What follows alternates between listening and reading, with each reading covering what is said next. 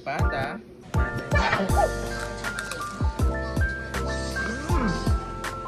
Kamusta mga kray? For today's video nga, tinry natin tong crispy pata dito sa may Sinugba.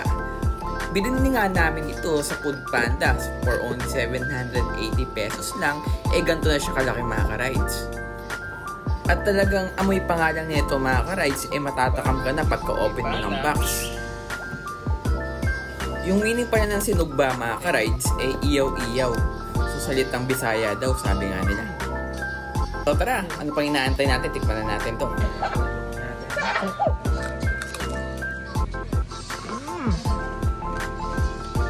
Sobrang lutong niya. Tsaka ang lasa.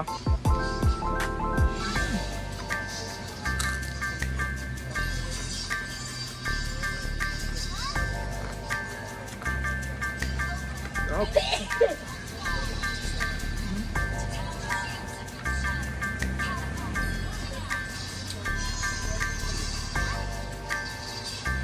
Hindi yung typical na isipatan na lasa. Ito ang lasa niya talaga.